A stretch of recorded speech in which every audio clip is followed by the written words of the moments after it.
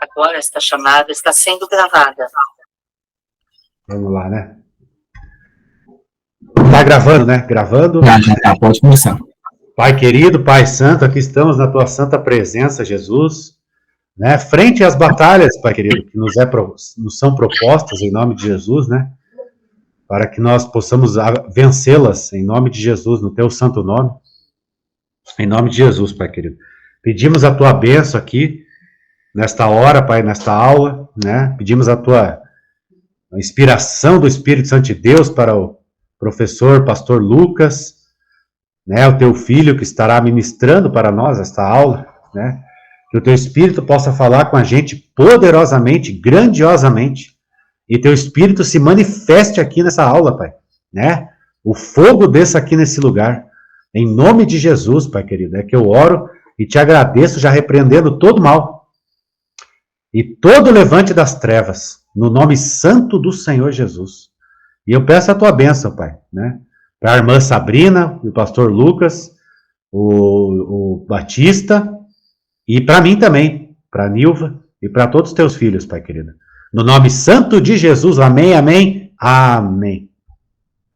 Amém. A minha irmã entrou aí e saiu, o que aconteceu com ela? Não sei, ela entrou, ficou um pouquinho, não falou nada, só falou boa noite lá nos comentários. Saiu. Será que ela ficou Pois ela estava aí, acho que não falou nada não, ela estava aqui mesmo, não sei o que aconteceu. Se fosse a internet, pode ser. Ela se caiu, é. Então vamos lá, eu vou ficar de olho aqui se alguém... Porque eu fico numa outra página, que é a página que é da leitura, e eu não vejo quem está entrando, então eu ligo o celular e fico os dois, tá? Eu vou deixar o celular aqui do lado. O problema é que o celular anda, né? O celular você nunca põe parado, ele fica parado, ele fica andando, né? É horrível. Mas aí se entrar mais alguém, tá? Eu vou tentar ver pelo celular. Qualquer coisa, vocês me avisam se eu ver um barulhinho. Tudo. Não, tá vendo? Você põe o celular e fica andando. Acho que ele recebe muita mensagem, vibração, sei lá o que é. O bicho não para em lugar nenhum. Vamos lá. Parábola dos dois filhos, né? Então vamos ler aqui a parábola dos dois filhos, que Jesus está fazendo várias confrontações aqui, né? Ele está no templo, tá? Ensinando, certo? E nós vimos na aula passada os ensinamentos. Graças a Deus a aula foi muito abençoada, né? E vamos lá. Mas o que parece a vocês? Um homem tinha 2 filhos, aproximando-se do primeiro, disse: filho, vai trabalhar hoje na vinha. E respondendo, disse: eu não quero. Mas depois disse: desculpe, e ele foi. E aproximando do outro, disse da mesma maneira, e respondendo, disse: sim, senhor, estou indo. E não foi. Qual dos dois fez vontade do pai? Eles disseram: o primeiro. E Yeshua disse: em verdade vos digo que os publicanos e as meretrizes vão antes de vós para o reino de Jeová. Pois Yohanan ben Zechariah veio a vocês pregando o caminho da justiça e vocês não acreditaram nele, mas os homens violentos e as meretrizes acreditaram nele. E você, vendo isso, não se arrependeu depois de acreditar nele. Né? Quem tem ouvidos para ouvir, ouça. Então, essa parábola, ela é assim um pouco complicada de você analisar aqui o que Jesus está querendo dizer por detrás de tudo isso, mas a base dela é a obediência, né? Quer dizer, não adianta você falar de boca e não obedecer, é isso que está por baixo da primeira camada, vamos dizer assim. Mas eu acho que tem mais coisa aí por baixo, tá? Porque espiritualmente, né, os dois são filhos, né? E aí tem... e Deus não lança fora um filho, né? Quem lança fora um filho são mães desnaturadas, sei lá, pais desnaturados. Deus não lança fora um filho, mas ele está falando, né, de acreditar no Senhor, né? Então, de alguma forma, eu imagino que esses que não foram vão ter que se arrepender e acreditar mais tarde, por alguma maneira mais difícil, né? Tá bom? Também... Ela entrou aí? Hã? Acho que a gente deu um toque de entrar, ela entrou aí? Entrou. Entrou. Quando entra a primeira vez e eu dou permissão, fica com a entrada livre, tá? Aí ela tá lá, ela já entrou, obrigado. Então, veja só. O que acontece é porque eu entendo essa parábola assim, se fosse um pecador e um outro que se acha não pecador, qual que você acha que gostaria de fazer mais coisas para Deus? Aquele que se sente mais perdoado. Eu veria dessa forma. Mas ele está falando de uma outra maneira, porque Jesus, ele, por ser o cérebro de Deus, né, ele não pensa como nós, ele cruza as informações e embaraça ela, e você tem que desembaraçar a palavra de Deus, porque ela tem hora que ela fica assim. Pode falar, minha filha, eu chamo ela de minha filha desde criança, pode falar, Maria. Boa noite a todos. A paz. Paz. Luca, me tira uma dúvida. Quando tudo que aconteceu, quando Jesus morreu e ressuscitou, Jesus, quando morreu, ele não desceu à mansão dos mortos e ele não pregou para o povo lá que tinha morrido. E aí, quando ele morreu, ele não pregou, e quem foi salvo, e quem não foi para o inferno? Porque se Jesus, não tem, que Jesus morreu, aí pregou o evangelho lá para quem estava... O evangelho pregado para os mortos, isso é verdade, isso. Então, mas, esses dois irmãos aí, um obedeceu, essa parábola aí que Jesus falou, se um obedeceu e outro não obedeceu, e se ele morreu na desobediência, eu acho que quando Jesus foi lá na mansão dos mortos, ele se converteu, né, não? Converteu, exatamente. Então, a gente não sabe quem vai... Então, isso. assim, isso é para você, todo mundo vai ser salvo? Agora, todo mundo vai ser salvo? Não. Nem todos vão ser salvos, porque vão escolher da maneira errada, né? Até o fim. Agora, acontece que Deus vai ficar dando chance, né? Quando coloca lá a marca da besta e que a besta foi jogada no lago de fogo, aquele lá está dizendo que esgotou todas as chances. Mas durante a história da humanidade, desde que Jesus criou o homem, ele está salvando, quer seja no inferno, quer seja na terra. Porque quando ele desceu na mansão dos mortos, ele fez uma limpa. Desde Adão, desde o dilúvio, quem estava preso lá pôde se libertar. Então a gente não tem a ideia desse número, né, dos libertados na mansão dos mortos. Nós não temos uma ideia de número. E outra, o Senhor Deus, quem gosta de dar número é Satanás. O Senhor Deus não dá número para os seus salvos. Não dá número, ele sempre faz milhares de milhares e tudo. Sempre quando pergunta assim, quanto que é?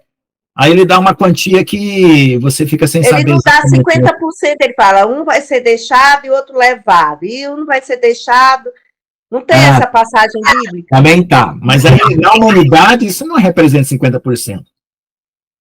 Para a humanidade isso aí não é 50%, 50% daquela situação. Não, assim... Não, o interessante é isso mesmo que a Gersiane falou, é interessante, porque sempre fala assim, né, das 10 noivas, 5, né, de 2, 1, então parece que é 50%, né, tipo, de acordo... Porque ele não fala, se não tiver no telhado, um vai ficar e outro vai ser, se tiver no campo, vai ficar... É uma ótima pergunta, então vamos ao detalhe do que o Espírito Santo quer esclarecer. Veja só, Gersiane, nós estamos... nas vias de Jesus aparecer nas nuvens. Mas antes disso, ele vai fazer o arrebatamento. Quando ele vier nas nuvens em cavalo branco, já houve o arrebatamento, certo? Quem esperar ele para vir em cavalo branco está esperando atrasado, porque ele vai vir como sol da justiça destruir os inimigos. Então já houve o arrebatamento. Nessa etapa que ele está querendo que todo mundo preste atenção no arrebatamento, vai subir metade do que deveria. Isso dá para perceber, porque é assim, 5 virgens prudentes, 5 virgens não prudentes, ou tolas. Então, desse povo que está hoje aqui na Terra, sabendo que Jesus vai voltar, ou que crê em Jesus, pelo menos metade vai subir, outra metade fica. Mas essa metade que fica, eles não vão se perder, porque Deus vai trabalhar com as dificuldades para salvá-los. Né? E é mais ou menos a mesma coisa que aconteceu lá na época do dilúvio, né? No dilúvio, alguns morreram, ficaram presos em prisões, mas o Senhor, quando morreu, foi até lá, porque Pedro fala que dos espíritos em prisão desde a época do dilúvio. Então, houve uma segunda chance para todo mundo de Jesus para trás. E agora, quando Jesus vier, vai ter uma segunda chance porque o Senhor fala que ele é um Deus de duas chances. Então, depois do arrebatamento, né, até a volta dele com um cavalo branco, certo? Vai ter uma segunda chance para os que ficaram. Mas aí o que acontece? Qual é a segunda chance? Vai ter a morte por terremoto, vai ter a morte por guerra, a morte por doença, por peste. Então as pessoas podem morrer sendo salvas. E vai ter aqueles que vão ser mortos porque confessam o nome do Senhor e não aceitam a marca da besta. Também são salvos dessa maneira. Então essa cota de quem vai, quem fica, e como fica, e qual é a quantidade, a gente não sabe. O importante é ser fiel. Certo? O importante é ser fiel. Estar preparado para na hora que Jesus apontar, certo? Eu vou falar para vocês uma coisa. Eu acredito que agora isso pode ser muito instrutivo para vocês. Tem noites que eu sonho que eu apareço lá nas nuvens. Pum. Aí eu olho para um lado, outro para o outro e tum, volto para baixo. Aí já vem anos, uns 10 anos, vamos dizer assim, que eu tenho um arrebatamento repentino, vou até as nuvens e volto para trás. E está de dia, sempre está de dia lá nas nuvens. Eu vejo as nuvens azul e tal e volto para trás. Eu deitado na minha cama, apareço lá nas nuvens. Uma vez apareceu um cara aí na internet, dizendo assim, ia ter um arrebatamento, ia ter arrebatamento, ter arrebatamento. Naquela semana, naquele mês, eu fui arrebatado até as nuvens. Aí eu olhei lá e não vi ninguém. Aí Deus me deu um sonho que tinha gente que estava sendo levado por extraterrestres e que não era para acreditar nesse arrebatamento falso. Então, o que eu quero dizer com isso? Novamente, eu voltei a ter esses sonhos de ir até as nuvens, não. Então, o que vai acontecer? Tem um senhorzinho que ele espalhou um monte de prego, um monte de serragem aí, botou um vídeo na internet, e ele passa com um imã por cima e arranca os pregos da serragem. Então, nós temos um atrativo dentro do nosso coração, que é Jesus, que imanta o nosso coração e nos suga. Então, se você está esperando o arrebatamento e está esperando a volta de Jesus, está atento para isso, o seu imã está ligado. Então, na hora que Jesus aparecer, ele vai te sugar. Certo? Agora, vai ter uma limpa também dos homens maus. Certo? Os homens maus vão ser tirados da terra. Entendeu? E fala que tem uma parábola também, que ainda nós não chegamos nela, eu acho, que talvez a gente vá ler, não sei se passou já para trás, que fala que os anjos atarão em molhos os maus para queimar. Então, Deus vai juntar esse povo mau e vai dar um fim para eles. Então, nessa situação, né, a gente não tem números novamente, não tem números nenhum. Mas João, né, depois que ele viu os 144 mil, ele depois, lá no versos capítulo 7, ele viu uma multidão de todos os tribos, língua e nação que ninguém podia contar. Certo? Então, eu sou otimista em relação à quantidade que Deus vai salvar, porque salvar ir para o inferno mesmo, quem decidiu ir? Quem não ama Deus, quem odeia Deus, quem não quer saber, ele vai falar na cara dele que não quer ele, entendeu? Então, verso 14, 7, verso 14, tá? Vieram, peraí. Ó, 7, verso 9. Depois dessas coisas, eu olhei aqui uma grande multidão, a qual ninguém podia contar, de todas as nações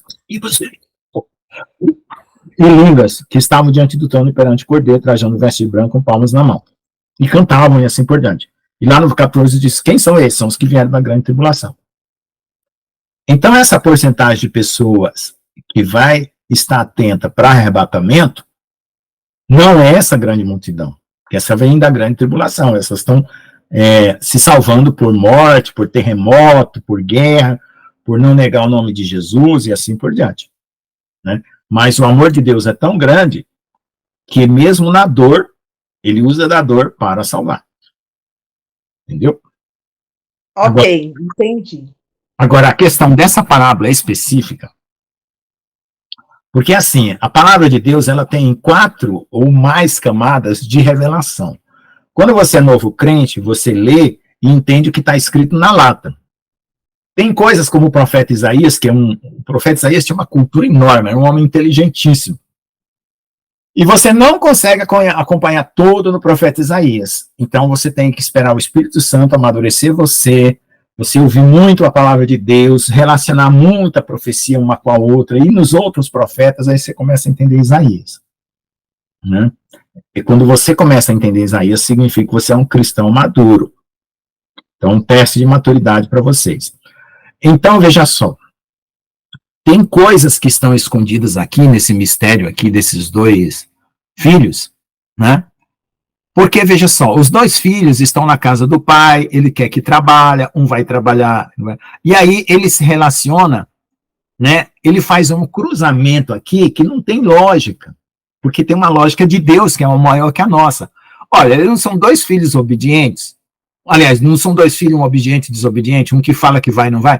Como é que isso está relacionado com os homens violentos e as meretrizes e os outros que não acreditaram nele? Então, é isso que eu estou chamando a atenção. Eu não sei a resposta. Então, se alguém souber, pode fazer um comentário. Porque, assim, no meu ponto de vista, o que está acontecendo com os homens violentos e meretrizes? Estão se sentindo gratos. E por gratidão, você quer salvar todo mundo. Eu queria salvar até o diabo. Mas ele não tem salvação. Depois que eu entendi teologicamente isso, eu parei de ficar insistindo. Eu queria mudar o Apocalipse. Eu queria orar. Eu era novo de crente, eu não tinha restrição na minha mente. Eu falava assim, não, Senhor, para que Apocalipse? Que guerra? Todo mundo se salva, todo mundo se converte, se arrepende e vamos embora. Sai fora. Até o diabo fala assim, não, eu estava errado mesmo e tal, mas não tem condição disso. Entendeu? Não tem condição disso. Então, quem escolheu rejeitar Deus até o fim, porque é uma rejeição de uma vida inteira, não é uma rejeição de um momento. Um momento ou outro, nós rejeitamos o Senhor. Em algum momento, na nossa juventude, uns queriam ir para a festa, para o bailão, aí Deus teve que dar uma enfermidade, houve uma batida de carro, houve um acidente de família. Tem um professor amigo meu, que ele fumava maconha, era um doidão, é professor de geografia. Ele até tem a voz muito rouca, grossa, de tanto que ele fumou. Ele foi num acampamento de cristão. De tanto encher o saco dele, ele falou, tá bom, eu vou. Aí eu falei, vou levar um monte de maconha, eu vou fumar tudo lá. Aí, na hora do culto, da palestra, ele saiu para fora. Eu não sei se foi o primeiro dia, o segundo dia, que acampamento é sempre 2, 3, 4 dias. Ele saiu para fora e falou, eu vou fumar minha maconha lá fora, deixa esses crentes aí para lá. Ele começou a fumar a maconha. Mas eu acho que antes dele acender o cigarro, ele não conseguiu fumar e parece que apareceu um trem doido, uma nave espacial, um bicho doidão assim. Aí ele olhou assim e falou, meu Deus do céu, esse é o Satanás. Se Satanás existe, então Deus existe. Correu lá para dentro, se converteu. E ele conta para nós hoje.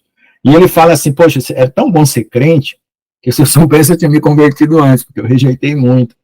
Então, teve uma hora que alguém vai e aceita, né?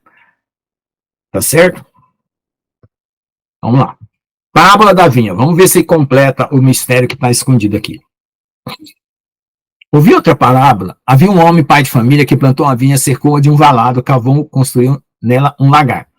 Ele construiu uma torre, alugou para alguns lavradores e foi para longe. Esse para longe é o céu, né? Jesus foi arrebatado, né? E chegando o tempo dos frutos, que é agora, ele mandou seus servos aos lavradores para que recebessem seus frutos, mas os lavradores pegaram seus servos, espancaram e o mataram e apedrejaram o outro. De novo enviou os outros servos mais do que o primeiro, e eles com ele fizeram da mesma maneira. Por fim enviou seu filho. Não, ele está contando a história, né? Desde a criação do Estado de Israel, não, desde a criação do povo de Deus, né? Através de Abraão até o dia dele, né? E os profetas que foram enviados, né? Por fim enviou seu filho, dizendo, eles respeitaram o meu filho, mas os lavradores, vendo o filho, disseram entre si, este é o herdeiro, venha, vamos matá-lo e tomar sua herança. E pegando, lançaram fora da vinha e o mataram. Então, quando o dono da vinha vier, o que fará aqueles lavradores? Disseram, ele destruirá os ímpios sem misericórdia, e alugará sua vinha a outros lavradores, que devolverão o fruto a ele no tempo devido. E Yeshua disse a eles, vocês nunca leram nas Escrituras? As pedras que os construtores rejeitaram tornou-se a cabeça do ângulo. E Jeová fez isso, é uma coisa maravilhosa aos nossos olhos. Agora aqui tem outro mistério, presta bem atenção agora, que esse é forte. Veja só. Quem que usa pedra como símbolo de construção? Pedreiros, né? Construtores, são pedreiros. Qual é a sociedade que é desde o tempo do Egito, né, que se alega ser desde o tempo do Egito, e que é anticristã? A maçonaria? Isso. Agora, olha só o que ele está falando, olha, preste bem atenção. Por que que esses lavradores são pessoas que cuidam de uma vinha? Então, eles tinham uma forma de querer conquistar o reino pelo esforço deles, porque quando veio o filho, eles mataram. Então, eles tinham um caminho alternativo de conquistar, né, essa herança, né, que eles queriam tomar a herança que é o céu. Então, eles tinham uma outra maneira de conquistar. Então, essa outra maneira é o gnosticismo, é a alquimia, é o hermetismo, essas coisas da bruxaria. Então, veja só. E o que ele está falando aí? Que essa ciência... Viu, pastor Lucas? E a vontade do inimigo, de Satanás, de roubar o reino do Pai. Isso, também. Usando dos homens. Né? Então, ele está falando de pessoas que eram para cuidar e queriam tomar a herança matando o filho. E aí ele está falando de construtores, né? E ele está falando de algo que era para ser de um jeito e foi de outro, porque os construtores rejeitaram.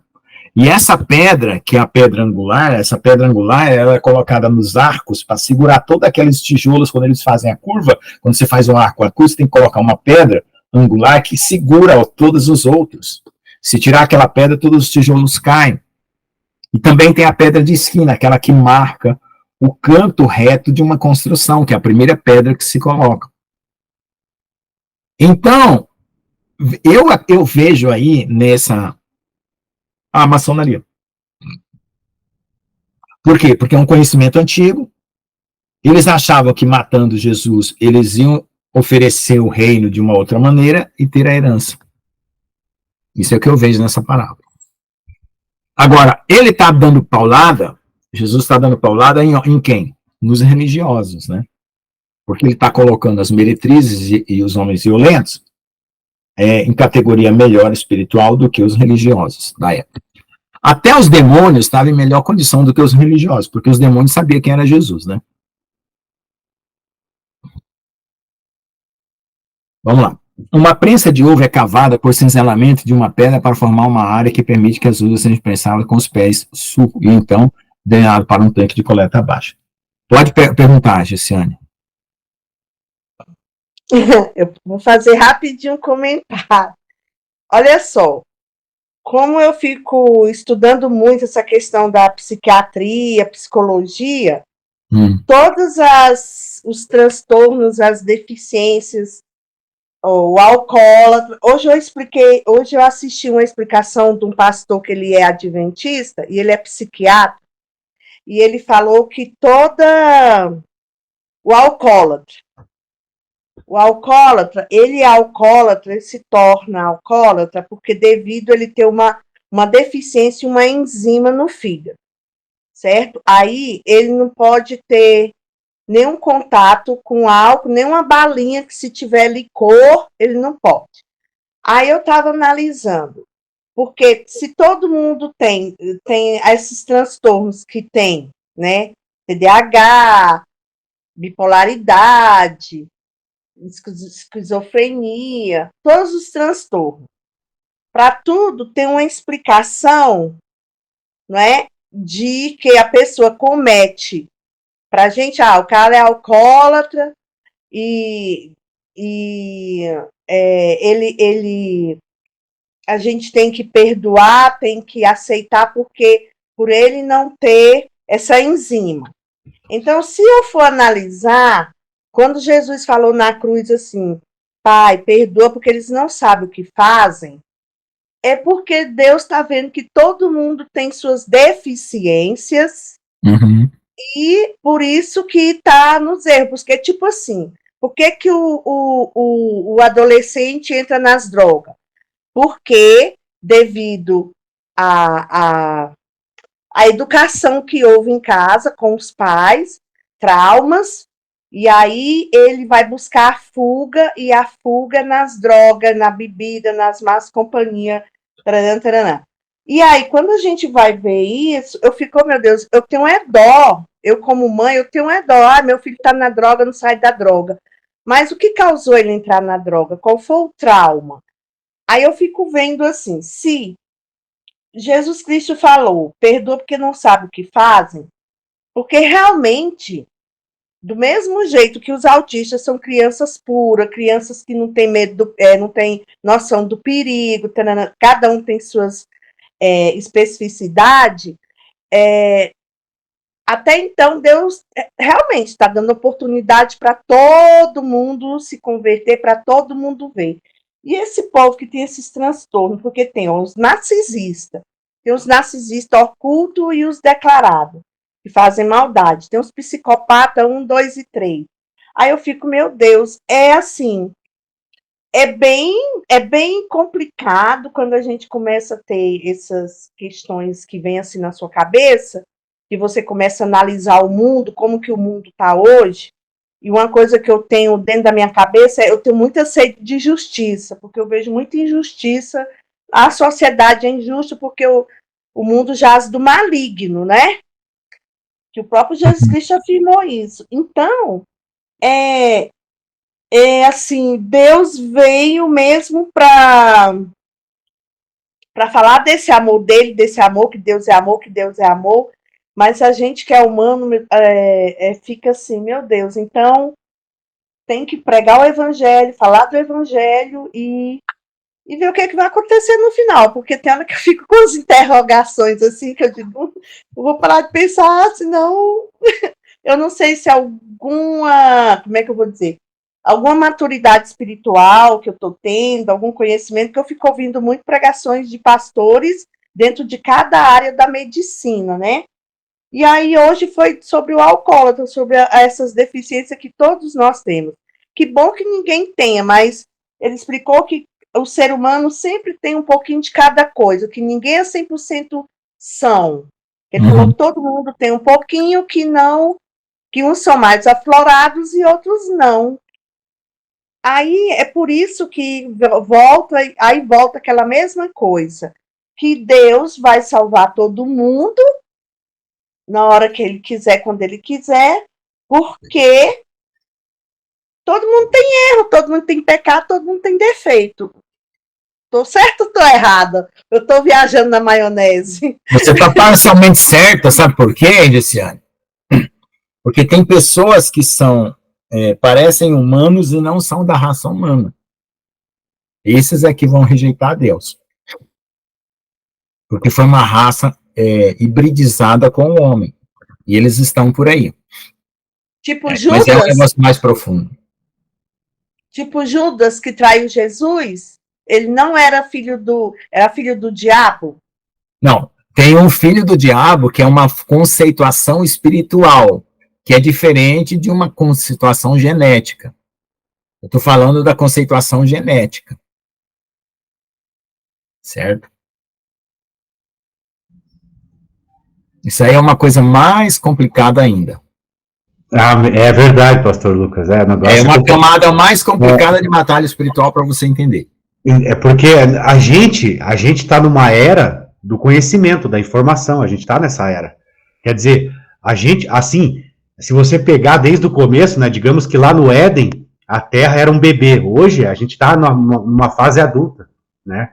Através do conhecimento, da iluminação do Espírito Santo, tudo, né? A gente está nessa era do conhecimento, né? Então, as doenças psiquiátricas existem, né? Existe o fator genético, todo fator, né? Mas a gente sabe que a gente está na Babilônia, né? E essa Babilônia é uma confusão total, né? Sabe, eles criaram isso, né? Essa besta, né? Esse governo. O que eles fazem? Eles pregam a mentira, né? Eles estão por trás das desgraças mesmo, né? Por quê? Porque eles só dão o que eles dão pra gente? Lixo espiritual, lixo, entretenimento, lixo, tudo é lixo, né? Daí, a coisa é séria, porque daí eles, né, aí tem a indústria farmacêutica, que eles, né, vai lá, faz uma doença, quer dizer, cria uma doença, daí você tem que comprar o remédio, quer dizer, é uma confusão total, né? Agora a gente sabe o seguinte, né, pastor Lucas, que realmente existe aquele fator espiritual, né? Infelizmente, a maioria dos profissionais e dos psiquiatras, eles não creem em Deus, né? Eles são ateus, a maioria deles. Então, eles só veem a questão mental, a questão, né, ali, orgânica. Mas tem um problema aí, né? Pastor Jones, é o seguinte, não crer em Deus é uma influência do século XVI a século XVIII que chegou até nós, que foi o crescente da ciência e do materialismo. Então, tem gente que está, vamos dizer assim, desatualizada na sua consciência, que de uma forma ou de outra Deus vai ter misericórdia deles, tá? Porque tem gente que vai acreditar por um choque de alguma situação inexplicável, um momento de morte, né? Esses ateus ou essas pessoas aí. Mas eu estou falando de uma hibridização onde nós temos uma influência maligna disfarçada de ser humano. Isso é outra camada. Agora, você dizer assim, as pessoas, os ímpios não serão salvos que creem em Deus. Crer em Deus, se até o diabo crê, gente, porque o diabo desceu do céu. A questão não é crer em Deus. A questão é aceitar Jesus como o caminho de retorno. Sim, sim. Eu só ia completar o seguinte, pastor, só completar, né? É que tem o fator espiritual, realmente, entendeu? Quando a gente recebe o Espírito Santo, né? Assim, que nem a irmã Gersiane falou, né? Por exemplo, a questão das drogas, tudo, é a questão daquele vazio existencial do ser humano, né? É isso que eu ia completar, aquele fator espiritual que também é aquela chave mestra, entendeu? Né? E vai lá e tem, né, um poder extremamente forte, né? Pode falar, profeta João Batista. Eu só fazer um comentário, assim. Na minha família teve muita essa parte esquizofrenia, essa parte que a irmã Gersiane falou aí.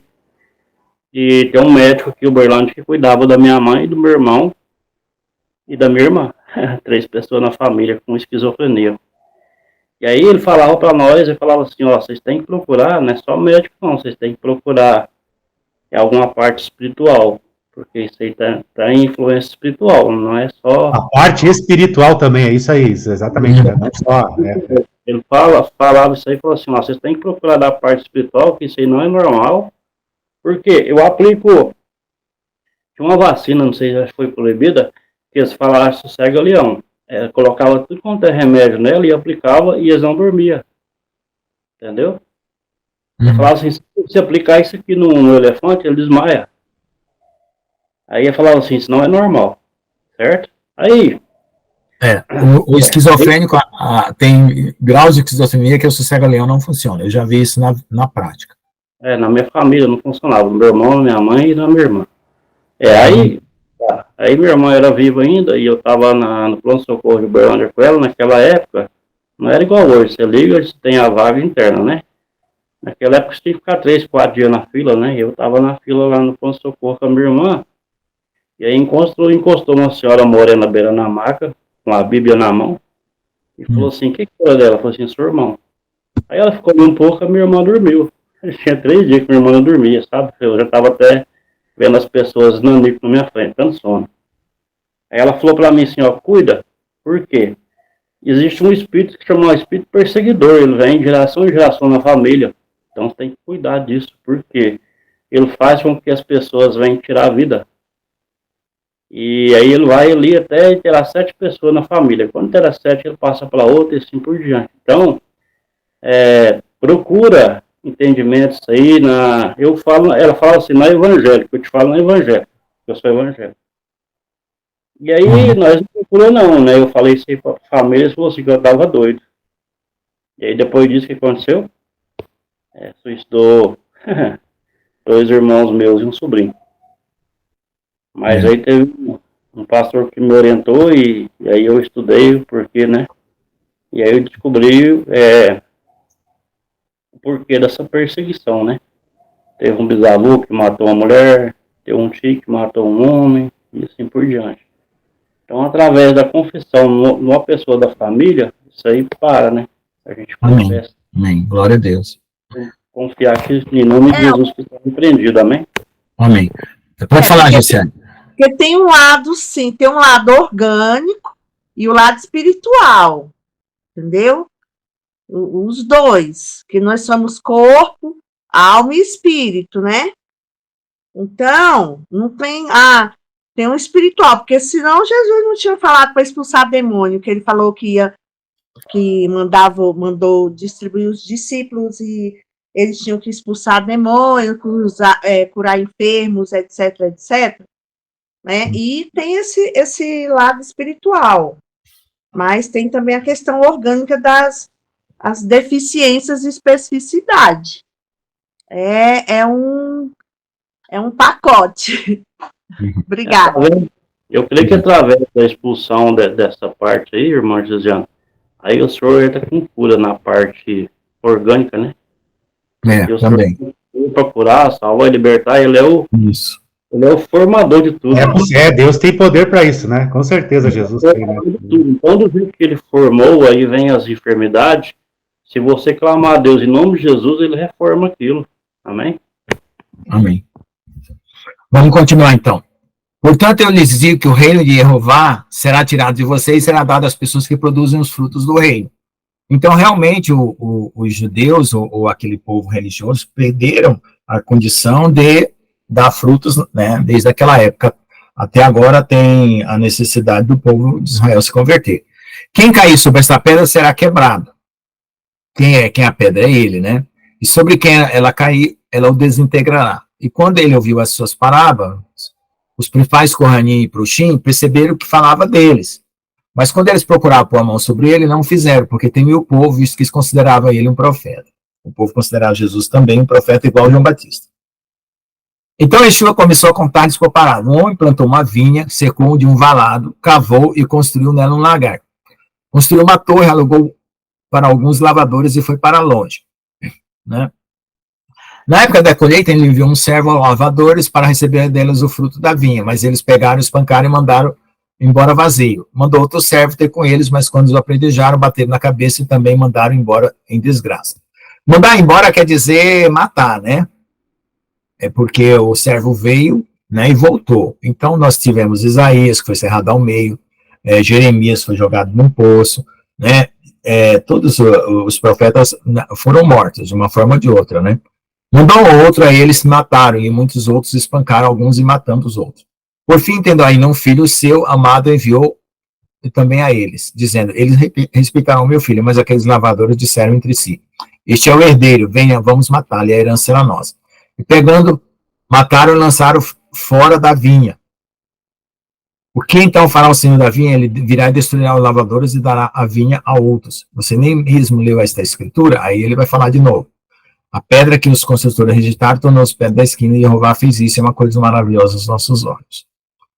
E procuraram prendê-lo porque entenderam que ele estava falando aquela palavra contra eles, mas eles temeram a multidão e foram embora.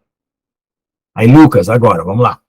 Yeshua então começou a contar a parábola, contar ao povo essa parábola. Um homem plantou uma vinha, alugou para os arrendatários, ficou ausente por um longo tempo, no devido tempo enviou os servos aos lavradores para que dessem o fruto da vinha, mas os lavradores o espancaram e mandaram embora de mãos vazias. Ele enviou outro servo novamente, mas eles o espancaram e afrontaram e mandaram embora de mãos vazias. E tornou a enviar um terceiro servo, mas também expulsaram o ferido. Disse então o Senhor da vinha, que hei de fazer? Vou enviar meu filho amado, talvez quando ouvirem o respeite. Quando os lavradores ouviram, discutiram entre si, este é o herdeiro, vem, vamos matá-lo para que a herança seja nossa. Certo? Ele está falando de coisas espirituais, tá? E lançando fora da vinha, o mataram. Então, o que o Senhor da vinha fará com eles? Ele virá, né, quando vier no cavalo branco, lá capítulo 19 de Apocalipse, destruirá esses lavadores e dará a vinha a outros. Quando eles ouvirem isso, disseram, Jeová, livrai-nos. Mas Yeshua, olhando para ele, disse, qual então o significado do que está escrito? A pedra que os construtores rejeitaram tornou-se a pedra angular. Então, ele deu uma charada aí para eles pensarem. Tá? Porque eles se gabaram de ter ajudado a construir o templo, do templo ter construído lá, porque o Herodes fez tudo aquele negócio lá, né? Através de troca de favores, né? Entendeu? Então eles se gabavam de ter construído, e Jesus coloca essa charada aí para eles fazerem. Para eles pensar, todo aquele que cair sobre aquela pedra será quebrado, mas sobre quem ela cair, ela esmiuçará. Então, se você se lançar contra Jesus, você vai ser quebrado. Mas se Jesus se lançar contra você, ele vai esmiuçar. Então, a questão a nossa é reconhecer que ele é Deus, né, e não tentar, vamos dizer assim, se voltar contra Deus. Procurava os principais corraninhos, sofriam, pôs as mãos sobre ele naquela hora, pois sabiam que contra eles havia falado esta parábola, mas eles temiam o povo. Bom, então, vamos ver se a gente faz uma síntese aqui dessas três coisas, né? Nós temos dois filhos, um que obedece e outro que não obedece, e aí ele compara com os homens violentos e as meretrizes e aquele justo. O justo é o bonitinho, né? O certinho, que não quer se arrepender, e os violentos e meretrizes que se arrependem e dão mais frutos. Então, vamos lá. A vinha aqui, né, que ele está falando desses lavradores, né, que são pessoas responsáveis em cuidar da obra de Deus e não fizeram da maneira como o Senhor ordenou, né? Na verdade, fizeram foi injustiças, né? Então, vamos para o próximo assunto. A parábola da festa de casamento. Yeshua respondendo falou novamente em parábola, dizendo, o reino do céu é semelhante a um rei que fez uma festa de casamento para o seu filho. Aí o rei é o pai, né? E o seu filho é Jesus. E enviou seu servo para chamar os convidados para o casamento. Esses são os evangelistas, né? Mas eles não quiseram vir. Tornou a enviar outros servos, dizendo, dizei aos convidados que tenho preparado a minha comida, meus touros, animais engordados que foram mortos e tudo está pronto. Vem para o casamento. Eles, porém, sem fazer caso, foram um ao seu campo, outro ao seu comércio, outros pegando os servos, instantaram e mataram. Então, gente perseguida, porque estavam anunciando o reino de Deus, e outros se ocupando, pessoas se ocupando com as coisas desse mundo. Quando o rei ouviu isso, ficou irado, enviando seus exércitos, destruiu aqueles assassinos e queimou a sua cidade, né? Jerusalém foi destruída no ano 70, tá? Disse mais seu servo, as bodas, na verdade, estão preparadas, mas aqueles que foram convidados não eram dignos, né? Não quiseram, não aceitaram, não eram dignos. Vá, portanto, às estradas e convide todos que encontrar para a cerimônia de casamento. E os servos foram às estradas e reuniram o que encontraram, tanto os bons quanto os maus. Aí Deus está fazendo essa parábola para dizer que ele dá o arrependimento, né, de todos os pecados, daqueles que são bons, que admitem os seus pecados, e aqueles maus, né? Deus concede o arrependimento para os maus. E o casamento estavam cheios de convidados. E o rei entrou para ver os convidados, e ele viu ali um homem que não estava vestido para o casamento. O rei entrou para ver os convidados. E ele disse, amigo, como você entrou aqui sem estar vestido, oh meu Deus, para o casamento? Mas ele ficou em silêncio. Disse então o rei ao seu serviu, amarrai-o de pé e mão, lançai-o fora nas trevas. Ali haverá choro e ranger de dentes, porque muitos serão chamados e poucos escolhidos. Né? Aí o Marco Ruto coloca aqui, aqueles que respondem adequadamente ao convite. Então, gente, preste bem atenção. Na hora lá do casamento, né, que Jesus for levar nós para as bodas com o cordeiro, vai aparecer alguém que, por, sei lá, por magia, por nova era, por transmutação, conseguiu chegar lá na festa. E ele não está vestido como noiva. Aí ele vai ser amarrado de pé e mão e lançado fora. Porque sempre, em tudo que a gente faz hoje, o problema é a justiça própria. Você querer provar para Deus que você não precisa de Jesus, que você é santo e que você consegue chegar lá. Esse é o maior problema do Evangelho. Então, existem dois caminhos, desde que Deus criou o céu e a terra, existem dois caminhos, o de Satanás e de Jesus. Existe o gnosticismo e a fé e a graça. O que é o gnosticismo? É você, por esforço de conhecimento, esforço de obras, esforço de muita coisa, chega a se justificar diante de Deus. Ali na cidade de Ponta Grossa tem um símbolo de um homem sentado na praça com um martelo e uma picareta, e ele mesmo se auto-esculpindo. É uma estátua, né, da sociedade secreta que já foi falado aqui. Então, veja só, o que as pessoas gostam de fazer? Elevação espiritual, yoga, meditação, né, praticar uma fala mais mansa, né? Eu conheci um rapaz que estudava comigo, que ele falava tão manso que dava nojo, que a gente sabia que aquilo era forçado. É horrível. Tem padres que falam manso, né? É horrível. É um fingimento. É um fingimento. Então, você quer ser purificado? Ponha para fora o seu coração, seus pecados, conte tudo para Deus, rasgado mesmo, e deixe Ele trabalhar no seu coração, que você vai ver que Ele vai mudar mesmo. De verdade. Mas você tem que dizer assim: eu, pecador, confesso a Deus Todo-Poderoso. E não esconder. E não querer achar que você é o tal. E Ele vai mudar o seu coração. E a gente tem que aprender quando a gente receber um sofrimento, que o sofrimento nunca é para nos derrotar, é para nos quebrantar e nos fazer nos humilhar. Quando você recebe um sofrimento, se humilhe mais ainda, mais do que o sofrimento está querendo fazer você se humilhar. Porque você vai ganhando galardão e você vai aprendendo a reconhecer a sua verdadeira natureza. Porque o humilde não é aquele que está se rebaixando, é aquele que reconhece a verdadeira posição dele. Certo? Se você se rebaixar por si mesmo, você está se autocomiserando, se jogando nas pedras, fazendo de vítima. Se você se exaltar, né, você não está sendo humilde. Tá bom? Então vamos lá. Inspeção do correio pascal no templo. 12º dia do primeiro mês, 4028, segunda-feira, 26 de abril. Quem quiser comentar, levanta a mãozinha e pode interromper a hora que quiser. Do ano 28 da nossa era, semana 63, dia 436. Em torno dos Pluxins e Herodianos. Mateus 22, 15 a 22, Marcos 12, 13 a 17, Lucas 20, 25 a 26. Então os Pluxins saíram e conspiraram para surpreender Yeshua em algumas de suas palavras. Os fariseus. Os fariseus é aquele pessoal que estudava a Bíblia pra caramba. Mais do que qualquer um de nós aqui. Pode falar, pastor Júnior. Amém, amém. Né? Antes de continuar, então, né, vamos a anterior ali, que é muito forte, pastor Lucas, que o Jesus estava, aquelas parábolas mesmo, né? Uhum. Porque ele estava falando diretamente para os fariseus aquilo, né? Uhum. E o interessante, aquela lá, é a vinha, né? O Senhor construiu uma vinha, daí arrendou, né? Foi isso, né? É uma vinha, né? Isso. Se eu não me engano. Então, o que é aquilo ali? É Israel. O povo de Israel era aquela, isso, exatamente. Né? A coisa é profunda, é tremenda, né? Daí o que acontece? Os vinhateiros, né? Era Israel ali, né? Daí o que é? Como o pastor Lucas falou também, eles mandaram profeta, os vinhateiros mataram, né? Mandaram os profetas, matavam um, matava outro, até que veio o filho, né?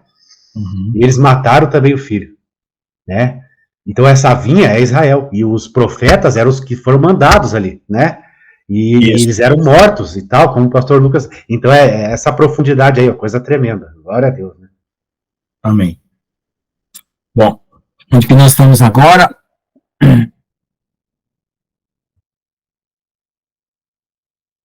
Quem levantou a mão aí?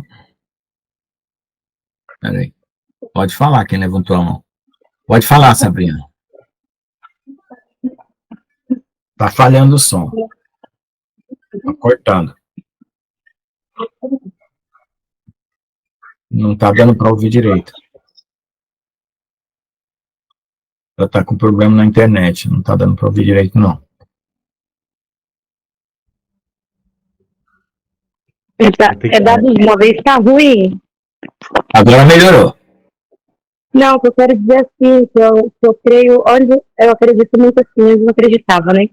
As pessoas não acreditam na questão que Neymar foi manipulado de enfermidades, muitas coisas, Deus permite sim, eu acredito que permite sim a gente passar, e até então, porque ele vai estar ali, se passando por isso, você vai estar tendo um livramento, né? Que nem a irmã tinha falado, que quando a gente acontece algo com a gente pega, às vezes, assim, porque aconteceu isso comigo, a gente reclama, e a gente não sabe o que Deus tem ali pra gente, o porquê que foi feito aquilo, o do porquê. Então, a partir do momento que aconteceu muitas coisas que né, veio acontecendo nesse último infarto que eu tive, foi uma coisa muito forte que eu entendi.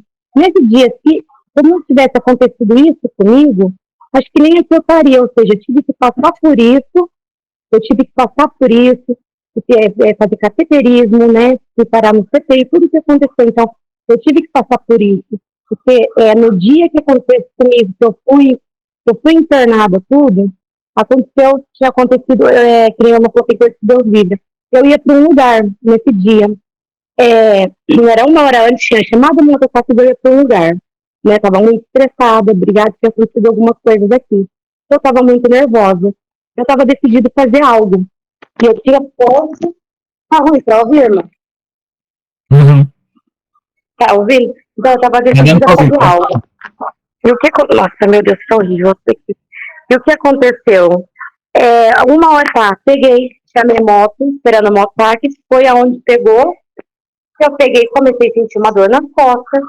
Essa dor começou muito forte, aí eu não aguentei. Na hora que começou a doer, já foi direto pro meio do meu peito. Nisso o meu táxi tinha acabado de chegar. Então, essa moto chegou. Eu falei, meu, vendo disso, eu vomitei, gente. Tem gente que fala que o infarto não dói. Pelo contrário, eu senti muita dor. É uma dor de misericórdia. E eu falei, deu 3 paradas em mim. Lá e falava que eu não ia voltar, que eu não ia voltar mais. Então, eu passei assim, e hoje eu lembro perfeitamente o que ia fazer. E o que eu tive, assim, Deus mostrou ali pra mim, que Deus fez aquilo, por quê? Para um grande livramento, entende? Eu tive ali, através daquilo ali que eu passei, cateterismo, eu tive mais de 30 injeções que passavam na minha barriga, ficou toda roxa, era injeção direta, eles me olhando, falou assim que eu tinha transtorno de ansiedade, eu estava assim, só que Deus sabe que naquele dia o que eu ia fazer, sabe, eu sabia que o que eu ia fazer não era o certo de fazer, eu sentia por dentro, mas era na carne, né, como disse, por fora eu falava, não, eu vou fazer, mas Deus é tão misericordioso, que Ele fez tudo isso daí, tudo que eu passei, só Deus sabe que a gente passa, foi para a honra e glória dele, então eu venho agradecer, eu creio que tudo coopera, sabe, tudo coopera pro bem da gente, e aleluia, glória a Deus por isso, eu sou muito grata a Deus por isso, que nem quando aconteceu com o meu joelho, problemas muitos já que veio acontecer, muitas coisas eu vejo que foi livramento de Deus, gente, às vezes a gente é muito teimoso, a teimosia, meu joelho mesmo, essa questão de teimosia, e Deus fez o quê? Me livrou, eu tive muitos livramentos, eu tive que agradecer muito a Deus na minha vida, não só livramento, como muitas pessoas, passei muitas dificuldades, e muitas ajudas, que Deus mostrou para muitas pessoas, irmão Lucas também, sabe, eu tive muita ajuda, passei por muitas dificuldades, irmão, muitas, vou dizer que hoje eu não passo ainda, mas Deus sabe de todas as coisas, a gente tem sempre, se você quebrar um dedo, você fala, porque eu não vou, porque Deus, não, Deus sabe tudo que faz, tudo, é isso daí, irmão Lucas, amém, Deus abençoe a todos, Amém. Peraí, opa, eu tô com o fone cortado aqui. Não, tá ligado. Glória a Deus. Então, cada um vai recebendo aí as bênçãos desses comentários, de todos esses testemunhos, tá bom? Vamos lá. Gente, veja só. O título desse curso, ele está Caminhando com Jesus para as Bodas, é você conhecer mais Jesus e se preparando para o que está vindo agora, que é a volta do Senhor, e as bodas é o casamento. Quantos aqui entendem? Eu vou começar a fazer pergunta, porque às vezes você ser muito afirmativo, você esconde a sua plateia, né? Quando você faz pergunta, você coloca a sua plateia em coisa. Quantos aqui entendem o que é casar com Jesus?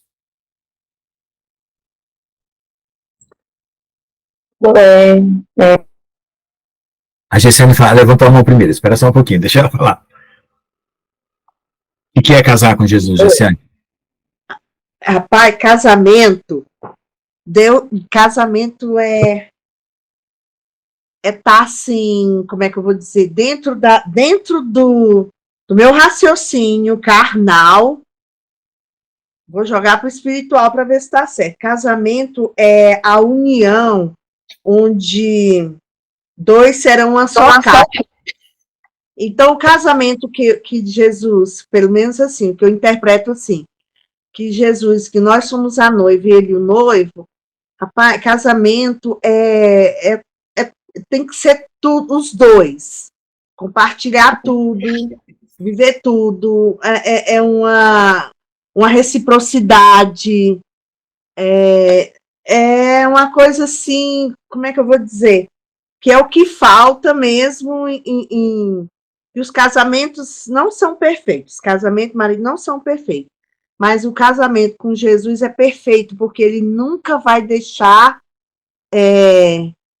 como é que eu vou dizer, a gente em carência em ponto nenhum. E outra, é o marido que deu sangue mesmo, é o marido que derramou o sangue, que deu o sangue mesmo. Isso, para mim, é o casamento mesmo perfeito, genuíno, de dizer assim, eu confio no meu marido porque ele deu sangue para mim. Então, eu vejo isso, dois em uma só carne, assim, Cristo está dentro de mim, eu estou dentro de Cristo. É assim que eu interpreto. Tá sem aula. É verdade, Pode falar, tá na fila aí, pode comentar. No meu ver, é um compromisso máximo mesmo, uma entrega total, um compromisso, assim, perfeito, tem que ser assim, né? A gente sabe que na Terra não é, mas a gente sabe que espiritualmente é um compromisso total, é como a gente falou ontem, né, pastor Lucas, da Virgem, né? A Virgem que se entrega totalmente ao marido e o marido que se entrega à sua esposa e dá a sua vida por ela, é uma coisa séria, perfeita mesmo, uma coisa muito séria mesmo. Ô, glória a Deus. João Batista. Para mim, igual a irmã Gesiane falou, foi muito bem falado, é o convencimento. Quando o Espírito Santo veio, que ele me convenceu das coisas que eu tinha vontade de ajudar as pessoas, aí o Espírito Santo veio e me falou, é assim que vai ser. É aquele momento que eu entendi que é o casamento com Jesus, porque o Espírito Santo me convenceu. E aí, nesse convencimento, você continuar, né? É uma continuidade, perseverança. É eu, ele, Deus. É você e Deus. Amém. A Sabrina queria falar. Não, eu queria dizer que espero que a gente tem que colocar ele acima de tudo e acima de todas as coisas, né? Acima de tudo, o casamento com Jesus não é só falar assim, eu amo isso, tal e tal. Porque às vezes falar é muito simples falar, irmão, né? Assim, o meu pensar, né? Mas é o praticar mesmo, que é aquele verdadeiro, que nem a Gessane falou, né? Que é aquele amor genuíno, você amar mais que teu filho, que teu próprio esposo, amar mais que tudo. Esse é o grande casamento para mim. Esse sim é o casamento com Jesus. Amém, irmão? Amém. Escute, um homem rico casa com uma moça pobre de uma favela muito violenta. Ele vai deixar ela morando na favela ou vai levar lá para o lugar que ele mora? Uai, vai levar para o lugar que ele mora, uai. Eu ia falar isso. E não vai lá morar na favela, é um lugar violento. Então, veja só, o Senhor está nos levando para um outro lugar para morar com Ele. Esse ser uma só carne significa que o lugar que Ele vai morar também tem que ser um habitat para nós. Só que essa terra e esse corpo terreno ainda não é um habitat, não é propício a um habitat celestial, por isso que nós vamos ser transformados e ressuscitados. Pode falar. Não, é verdade mesmo, é sério, por isso que a gente tem que querer ser noiva mesmo, né? A gente tem que ter intimidade de noiva, não de convidado, né? Porque o convidado, né, ele vai pro casamento, participa, mas a noiva não, a noiva tem todos os privilégios de noiva. E a noiva vai morar com o noivo, e o convidado volta para casa.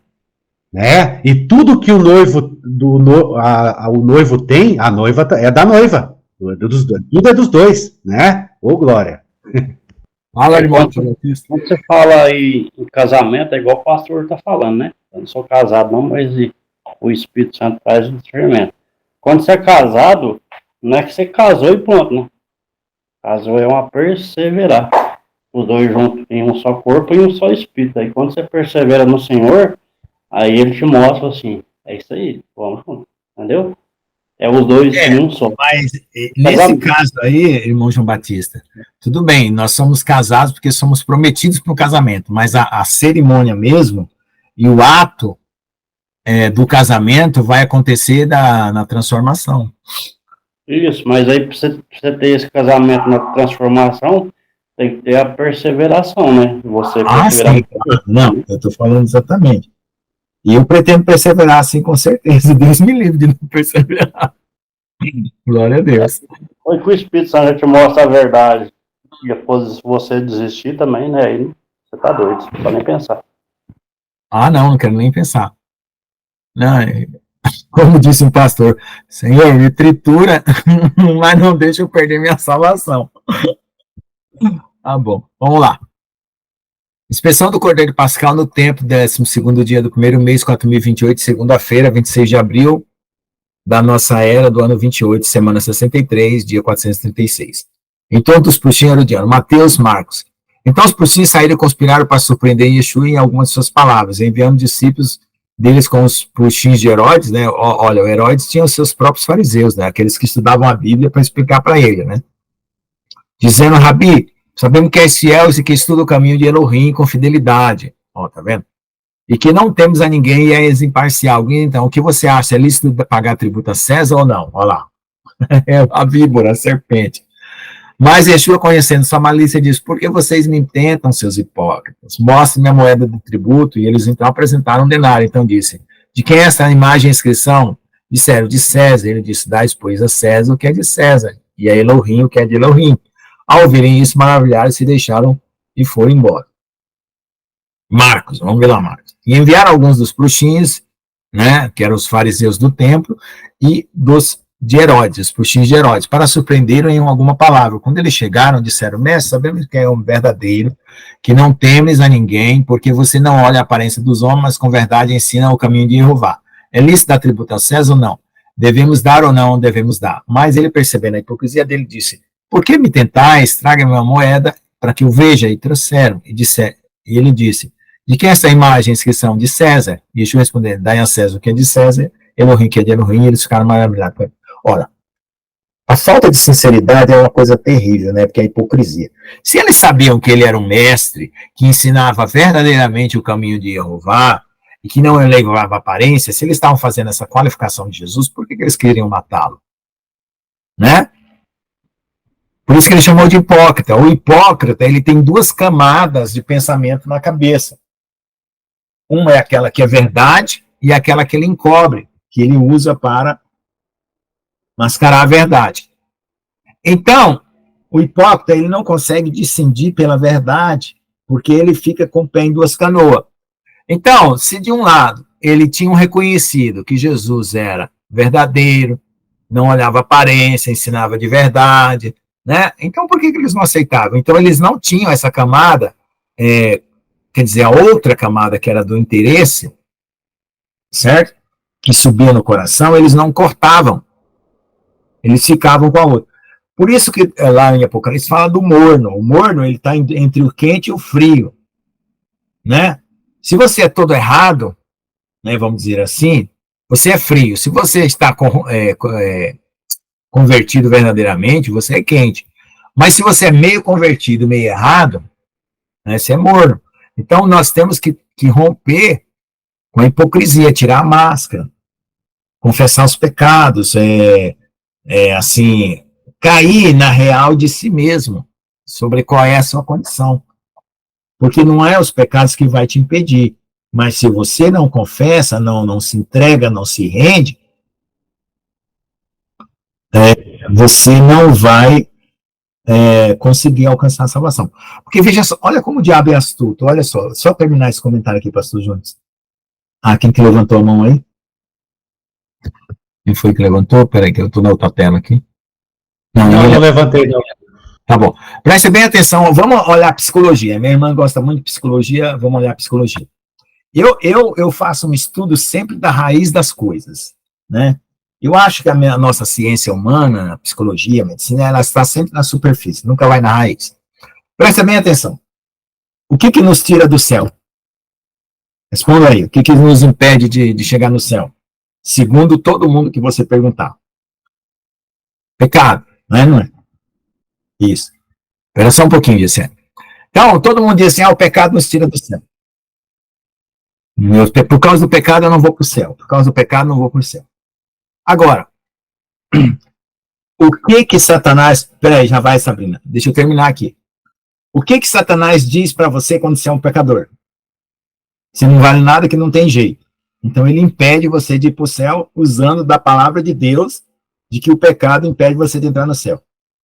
Agora, digamos que você sabe que você é um pecador, mas você não assume uma posição de confissão. Você fica encobrindo isso. Certo? Agora, se você confessa, você rompeu com essa falsificação de Satanás, da sua personalidade. Porque Satanás falsifica a personalidade, dando para você uma personalidade falsamente pura. Você rompeu. Quando você rompe com essa barreira, Satanás vai criar uma outra barreira. Certo? Quer dizer que você tem que ser impecável, perfeito, para você entrar no céu. Sendo que você não vai conseguir. Você confessou que você é pecador, Deus te perdoou, aí você vai para a segunda barreira de Satanás, que é o perfeccionismo. Por quê? Porque ele quer dizer para você que mesmo que você tenha confessado e que ainda você se mantém em algumas situações, você continua sendo não digno. Porque se você aceitar o perfeccionismo, você nega que Jesus é poderoso para te justificar. Porque até o último momento da sua vida, você vai pecar. Entendeu? Pode falar agora quem quer falar. Percebeu as barreiras? Pode falar. Não, é isso mesmo. É aceitar Jesus como Senhor da sua vida, como Salvador.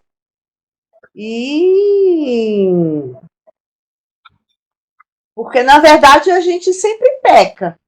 Porque enquanto a gente está vivo, a gente comete erros, comete isso, e o acusador fica acusando, que até o pastor John, que falou terça-feira, que Isso. Satanás fica sempre colocando coisa para aprisionar a gente, para puxar de volta, querendo acorrentar. Pastor João, Aí é isso, assim, sempre a gente tá indo, eu não vou mais mentir, um exemplo, não vou mais mentir, né? Você tem que fugir da mentira, você lavado e remido do sangue de Jesus, aquele que pecava não peque mais, aquele que roubava não roube mais. Aí tem toda essa explicação que Paulo deu, né? Mas a gente tem essa coisa da carne é fraca, que volta, que você cai, que vem a tentação. Aí, assim, o inimigo ele fica acorrentando para você tiver assim, como se o sentimento, perdi a salvação. Entendeu? Então, eu acho assim, a partir do momento que a gente aceita Jesus como Senhor e Salvador, nós vamos estar cometendo erros. Mas esses erros, nós já somos justificados em aceitar Jesus. Sim, mas o arrebatamento não vai ser no piscar de olhos. E aí, se a pessoa tiver cometido pecado? Pois é. Mas veja só, Gessiane, o que você faz para manter um relacionamento com uma pessoa casada? Fidelidade.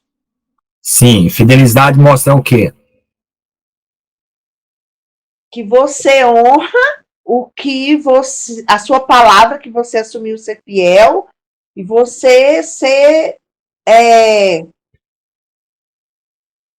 submissa. Mas isso aí... Isso. Fala. Mas isso ainda é uma regra moral. Todo japonês que é oriental, eles têm muito negócio com a honra. Eles honram. Mas existe uma camada ainda mais profunda do que a honra, que é o amor. Amor incondicional. Deus ama você incondicionalmente e você precisa aprender a amar Deus incondicionalmente. Então você tem que ir mais profundo. Por quê? Você honra porque Deus uma hora vai te favorecer. cedo ou tarde. Aí você mantém-se fiel. Mas tem uma hora que você não vê saída. E aí o amor tem que prevalecer. Pode falar, profeta João Batista. Vou falar um negócio assim que ele é muito sério. Jesus conhece o pensamento, certo? Jesus sabia que Judas Iscariote era traidor. Se ele sabia que ele era o traidor, logo no começo ele podia falar assim, não, pode sair do meio de nós, esse é o traidor e pronto.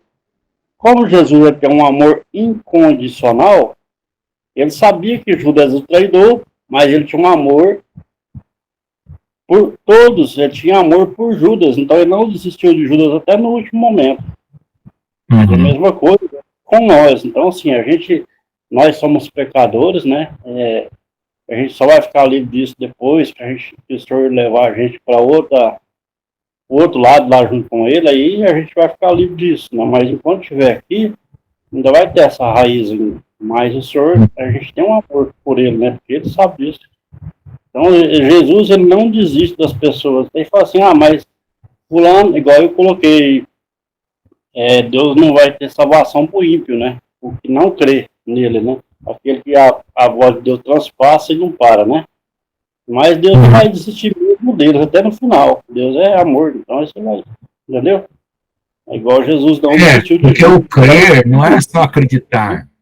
O crer no hebraico, para o oriental, o acreditar é se comprometer completamente com a situação. Sim, amém. Entendeu? Se eu colocar uma arma na cabeça de uma pessoa e eu for um traficante, espera só um pouquinho, e eu falar assim, cara, se tu não vender droga, eu vou te matar. Certo? Você viu a arma, você sabe que o traficante lá é violento, certo? Além de você acreditar, você está com medo, né? No dia que você vê que aquele inimigo que está te escravizando não tem tanto poder assim, você começa a duvidar do poder dele, você vai procurar um jeito de escapar, não é assim? Então, veja só, nós escapamos desse mundo porque nós encontramos um outro que é mais forte, que é aquela parábola do valente. E nós acreditamos nesse valente. Então, e aí o que aconteceu? Você quebrou o compromisso com aquele traficante assassino anterior, porque você sabe que você precisa se apoiar naquele que está mais forte.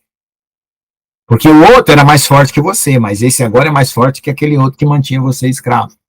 Então, acreditar significa se comprometer totalmente. Esse é o primeiro passo, que é a conversão. Depois vem a fidelidade, que a Gessiane falou, que é fazer as coisas para manter o relacionamento. E depois vem o amor. Veja a escada que Pedro e Paulo falam lá, que eu já falei da escada de Pedro e Paulo. Pode levantar a mão e falar quem está com a mão levantada aí.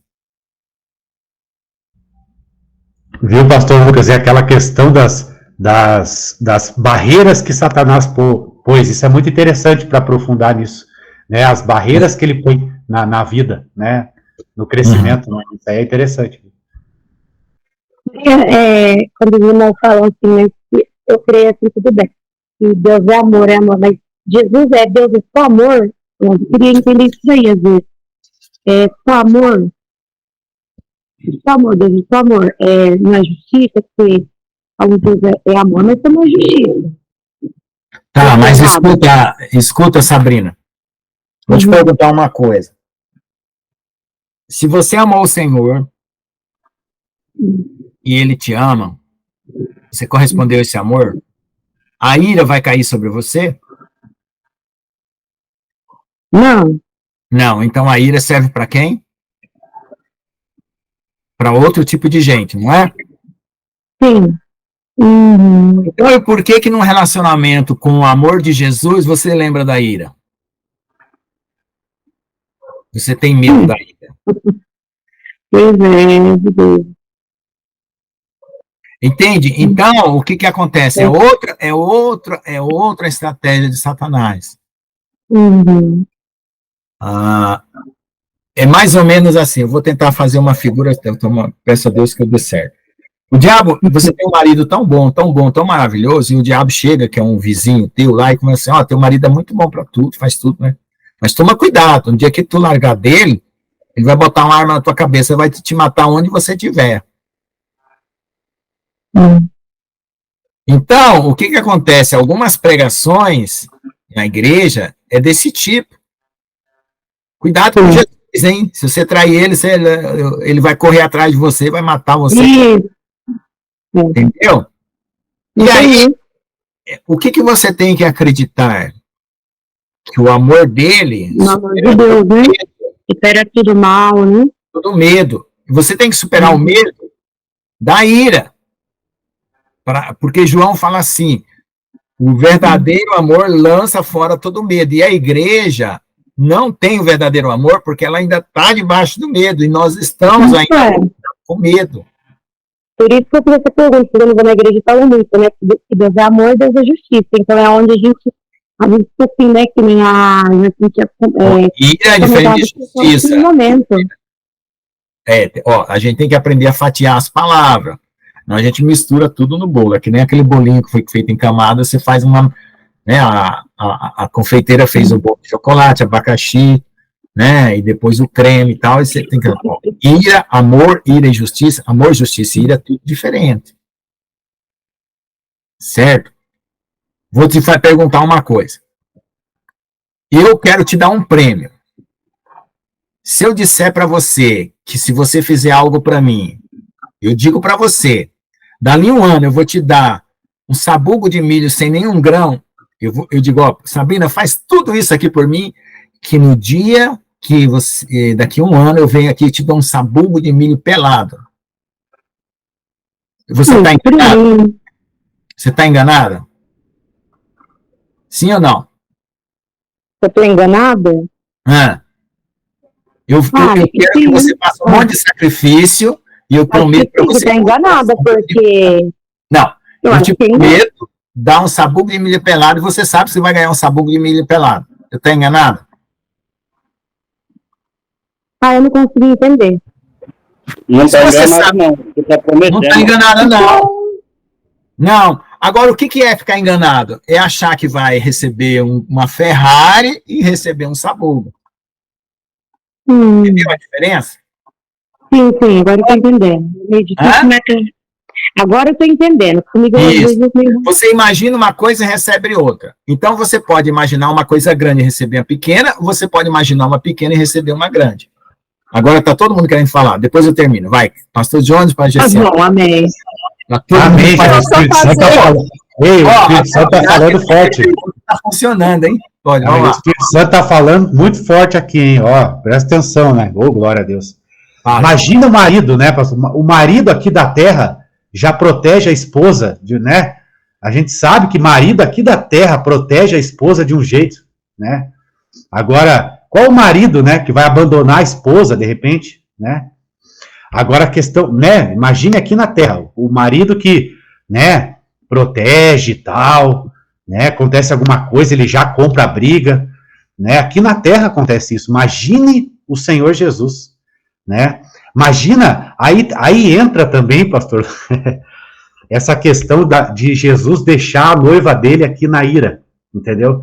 Qual marido que deixaria sua noiva em perigo, né? Abandonaria ele no fogo cruzado, ela no fogo cruzado, entendeu? Pois é. Agora, claro, é óbvio, né? Mas tudo bem, aí a gente pode até aprofundar isso, falar, e se a esposa trair o marido? Tudo bem, pode acontecer, mas é uma coisa grave, né? É trocar Jesus por outra coisa, você trocar por qualquer outra coisa, né? Mas tudo bem, ainda, se você se arrepender, Deus ainda é misericordioso, né? Amém. A questão também de Israel ter traído Deus, mas Deus se volta com misericórdia. Então a coisa é profunda, é tremendo isso. Ô, Glória, pode continuar aí, Evans. Fala, Jessiane. É sobre essa pergunta que você fez para a Sabrina, do sabugo, porque você esclareceu para ela. Que ela, você falou que ela ia, no final, ia ganhar o sabugo de milho, né? Sem nada. Mas você esclareceu para ela.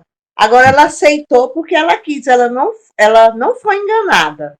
Não está enganado. Ela Agora não vamos foi fazer o enganada. seguinte. Agora, quando você falou que promete, igual os maridos aqui, vou falar agora para falar de casamento, então vamos falar. Os maridos prometem, fala, discurso muito bonito, mas a atitude condena.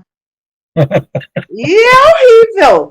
Promete, aí, poxa, não é ruim? O discurso lindo, maravilhoso, Então, mas a atitude condena. Então, qual- as atitudes, não é? As atitudes falam mais do que os discursos. Prometeu ser fiel, taranã, taranã, e aí vai.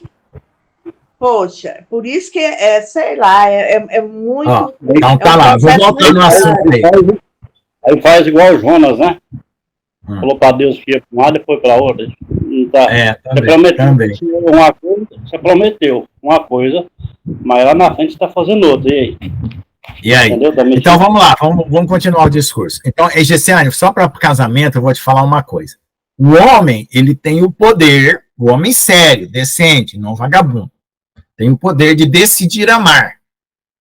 O homem decide amar e ele mantém a palavra. Isso tem uma autoridade dentro do coração do homem. A mulher quer ser amada, o homem quer ser respeitado.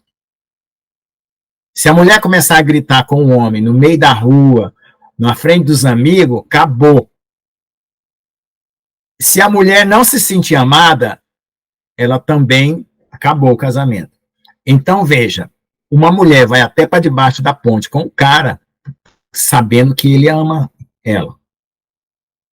Porque o que preenche o coração da mulher é o amor. E o que preenche o coração do homem é o respeito e a submissão, vamos dizer assim, né? Mas essa palavra hoje é meio complicada de falar, mas dá para entender. Agora vamos voltar à questão do sabu. Se você está numa religião satânica, não sei, não importa.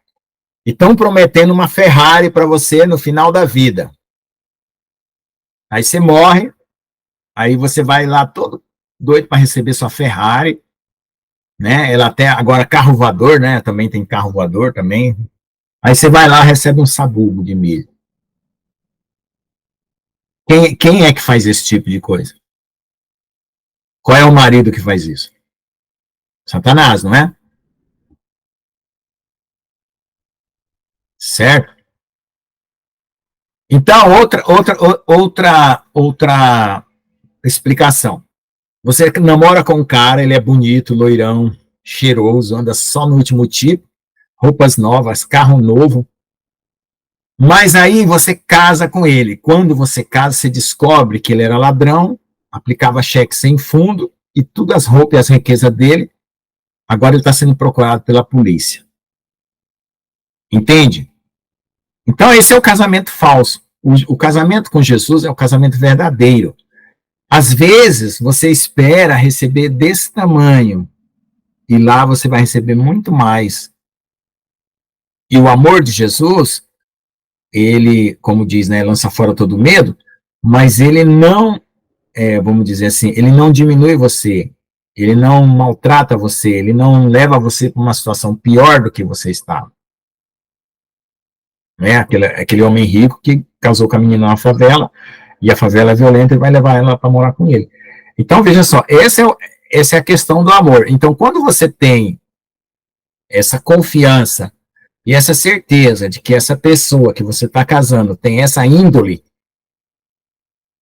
além de ser fiel, você quer amá-la. Você está vendo o segundo nível que eu falei? Porque ser fiel, até o nosso presidente aí é fiel aos seus comparsas. Porque é só uma questão de retorno, né? Mas amar é conhecer a índole da pessoa e dar um passo maior ainda, mais profundo. Pode falar, pastor Jean. Amém. Não, que o Espírito Santo está metralhando meu cérebro aqui agora. Manda bala. Imagina, bala pra né? A questão de perder a salvação, né? Imagina um casamento, né? Que a gente contraiu um casamento quando a gente se converteu. A gente contraiu um casamento com Jesus, né? Aí o que acontece, né? No casamento acontece Brigas acontecem, né? Desentendimento acontece, né? Mas só por causa disso vai dar divórcio? Não, né? Entende? A questão de perder a salvação é isso. Você vai continuar casado. Vai acontecer alguma desavença? Pode, né? Mas o casamento vai continuar, queridos, né? Agora, a questão de divorciar, aí é outra coisa. Aí você já entra lá na palavra apostasia, se eu não me engano, no grego, tem a ver com divórcio essa palavra, né? Exatamente. Tem a ver com divórcio, mas o divórcio é uma coisa que vai muito além, né? Olha, vai muita coisa para você, sabe? Mas enquanto acontecer uma briguinha, uma coisa ali, um desentendimento, uma coisa, sabe? Não vai acontecer um divórcio, né? Você vai continuar casado. Tá entendendo? A coisa é glória. Pode tocar aí. Tem o divórcio deliberado, porque a pessoa não quer saber da outra, e tem o divórcio por traição, que é uma maneira indireta de dizer que não quer mais a outra pessoa. Então, e se não tem o casamento no papel, como vai ver o divórcio? Lá vai eu de novo, com a minha pergunta. Vai, pode perguntar. Todo mundo pode perguntar. Não, estou querendo dizer assim, tá bom, casamento, que no papel, você lembra que faz tempo, você já não vem de hoje, que eu venho pergunta. Casamento, tem no papel, que me fala, se a pessoa não é casada no papel, como que ela vai fazer divórcio? Quem não é casado no papel, sabe? Sabrina, quem casa no coração. Amém. Quando você vai lá para o cartório, é porque você já está casada. Você vai registrar um ato de decisão interior da sua alma, do seu coração, da sua consciência com a pessoa. Se você assinar um papel e não casar no coração, você está sendo um estelionatário, você está assinando um cheque sem fundo. Sim, entendi, Lucas. O problema é que tem estelionatário no mundo, né? É por interesse, é por isso. Então, o casamento, a base do casamento é o amor, a verdade, a honestidade. Então, seja o amor, tendo amor, tendo aquele amor mesmo, amando, tudo certinho. A conjunção carnal. Como é que é? Aí não sendo casado, você tendo amor, não trai, não fazendo nada de errado, você não é casado no papel, mas tendo todas essas coisas. Para Deus você é casado. Para Deus já é casado, amém. Para Deus você é casado. Porque se você se divorciar dessa pessoa que você já vive, que não tem papel, não tem nada, porque você já tem conjunção carnal com ele, para Deus vai ser um divórcio. Se você abandonar ele, para Deus você está se divorciando, porque Deus não fica olhando para cartório. Entendeu? Espiritual, amém. Sim, você falou uma coisa interessante. É espiritual, né, Lucas? É o que eu falo. Tem muitos jovens levando meninas para a cama e eles estão casando aí com 10, 15, 20. E já é um casamento, já. A partir do momento que você já se deita com a pessoa, você já está casando com ela. É um casamento. Certo? Então, o problema é que nem colar dois papel, né? Se você colar duas folhas de papel e tentar rasgar de novo, vai arrancar um pedaço de um pedaço do outro. É por isso que tem muita gente aí despedaçada. Porque deitou com um, rasgou, deitou com o outro, rasgou, deitou com o outro, rasgou. É normal, né? É verdade, e espiritualmente você casou. Deitou, você está casado espiritualmente. Deitou, casou mesmo. É porque tem muitos que estão casados aí no papel, por isso que eu falo, e não tem respeito nenhum, não faz nada certo. Não, porque o casamento, né, o casamento completo, porque vamos fazer assim, casamento completo, ele vai começar no amor sincero, verdadeiro, e vai levar à conjunção carnal. O casamento incompleto, ele começa ao contrário. Ele, em vez de ir daqui para lá, ele vem de lá para cá. Como assim, de daqui para lá e de lá para cá?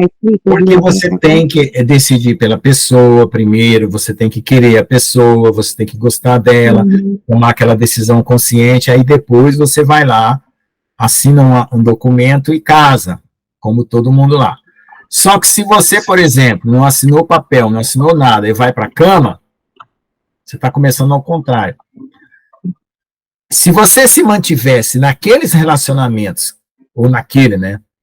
Em um deles, na verdade, né? Não naqueles, nenhum deles, que você tivesse tido conjunção carnal, né, e desenvolvido o amor, você teria salvado aquele relacionamento. Pode falar, Gisele. Essa questão do casamento, porque tem que conhecer, porque o homem que não é patriarca, que existe os patriarcas e existe os fracos, que são os homens, como é que eu vou dizer, que o pessoal fala que é... Não é macho alfa. Isso, não é macho alfa. Eles são os fracos, que são os covardes, Você tem que conhecer as atitudes, porque o discurso é tudo bonito. Por isso que o namoro, o casamento, para chegar no casamento, tem que conhecer, porque todo promete o céu, todos prometem tudo quando está na conquista, porque o homem é visual. Aí é uma questão muito psicológica, porque a mulher tem o sentimento da donzela e o homem é o muito bobo, né? Bobona. Tudo está no nosso DNA, tudo tem explicação, Então, e é por isso, viu, irmão Gerciane, é por isso que eu sou totalmente a favor de você ter aquele período de conhecer a pessoa. Sabe? Não vai direto para, entendeu? Conhece aquele momento sério para você ver se, entendeu? Vai dar certo. Eu sou a favor disso. Essa questão do... Dentro da psicologia, manda esperar 3 meses para se conhecer. Dentro da psicologia, é o que eles orientam para conhecer, ver as atitudes. Porque o discurso é lindo, maravilhoso, mas as atitudes, você vai vendo como é que a pessoa trata a mãe, trata o pai. Se você vai sair com uma pessoa para tomar um sorvete, vê como é que ele trata o garçom, como é que tá. Então, é para conhecer. E ainda tem o povo que é tão mentiroso, que são os narcisistas, que eles vestem uma capa tão linda, tão maravilhosa, que às vezes tem mulher, poxa, não estava com o cara, já tinha 1 ano conhecendo, passou 3 meses, 4 meses, 5 meses, e aí caiu a máscara. É complicado, hoje está muito complicado, porque a internet está acabando. Mas essa questão do casamento tem que ir com calma mesmo, porque tem que conhecer. É sério. E mesmo conhecendo, Gerciane, vocês nós mesmo conhecendo às vezes, eu vejo que muita gente fica muito tempo junto, e vai conhecer na hora que vê muitos anos juntos, aí acontece as coisas. É muita coisa, assim, sabe? Esse negócio meio de narcisismo, que eu andei dando uma olhadinha, né? Ele é psicólogo falando, eu tava vendo, é muito forte isso daí, né? Então, às vezes a pessoa vive muito tempo com a pessoa, e acaba passando por coisas assim que fala, mas eu conheci, às vezes a pessoa fica 1 ano ali, você tá conhecendo, na hora que você tá ali depois junto, a pessoa muda totalmente. Entende? É meio que complicado isso daí. Então, eu não creio que esse tem que estar 5 meses, tem que ter um tempo para se conhecer, porque você vai conhecer, a gente nunca vai conhecer realmente o jeito da pessoa. Quem conhece tudo que eu penso, que a gente não conhece, porque já tem que estar malditando com sendo homem. Então, acho que assim, a gente não consegue conhecer totalmente a pessoa, sabe? Eu não sei explicar. É porque é o seguinte, Sabrina, deixa eu te explicar. Fala, profeta, depois eu explico.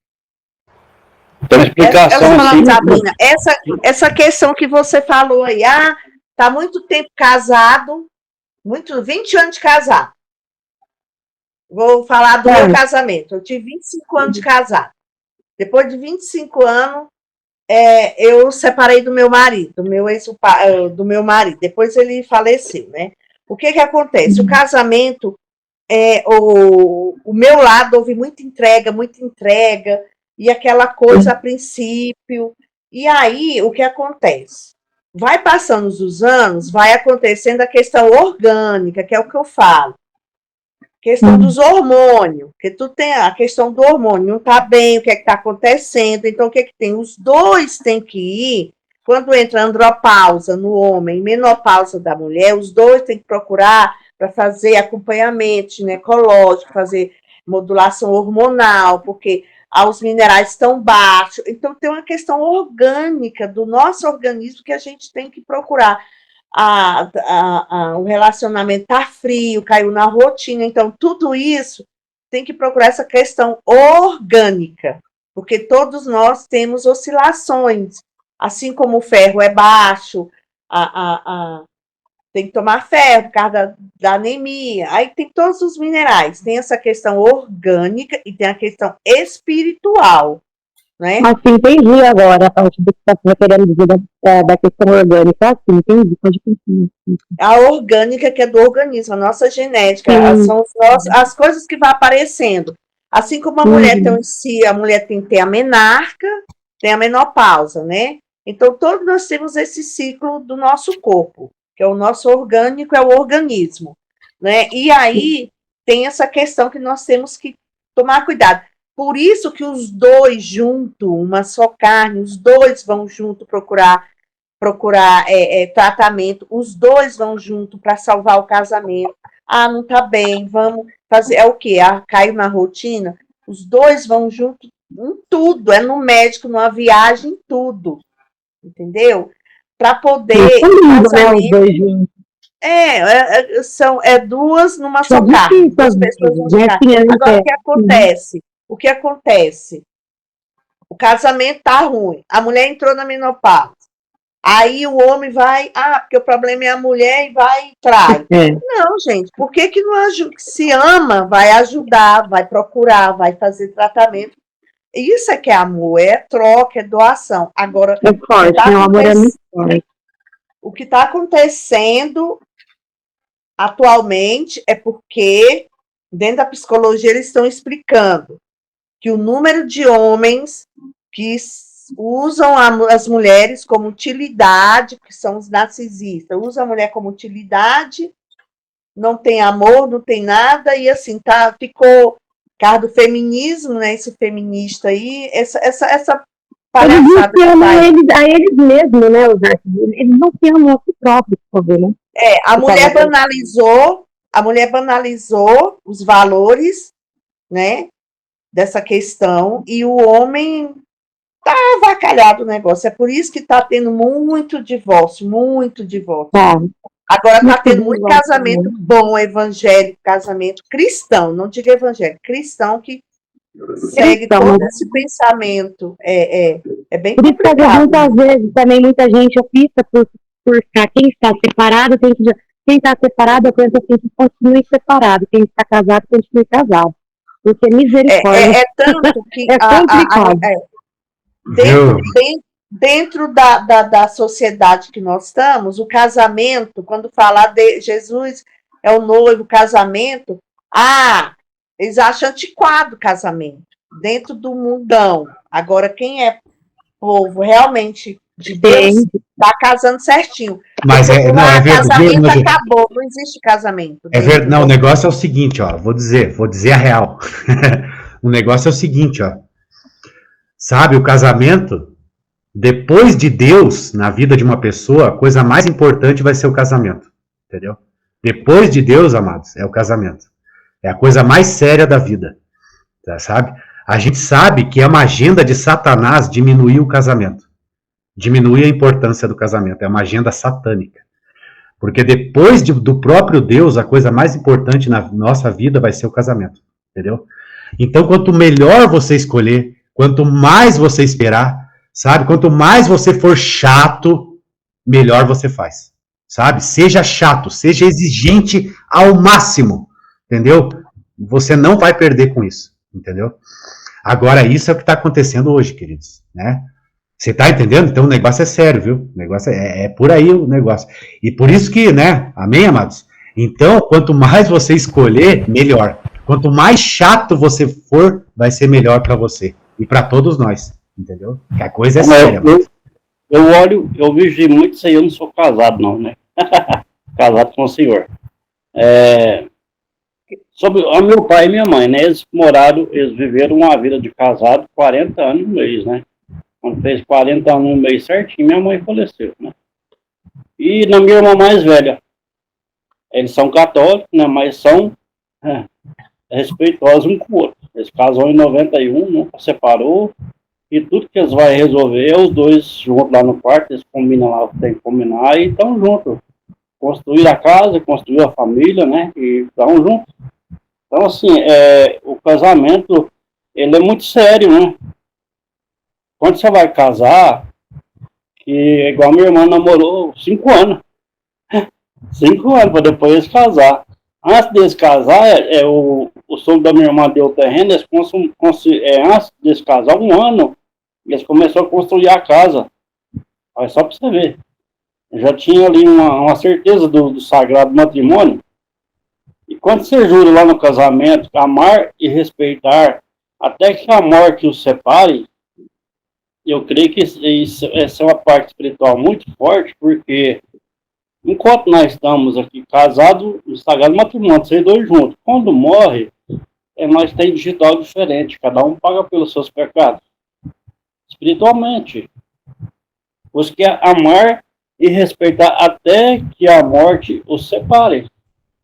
Depois que morreu, aí é Deus e a pessoa separados. Amém? Esse assunto é muito delicado. Deixa eu só fechar aqui, Lucas. Esse assunto é muito delicado. Por quê?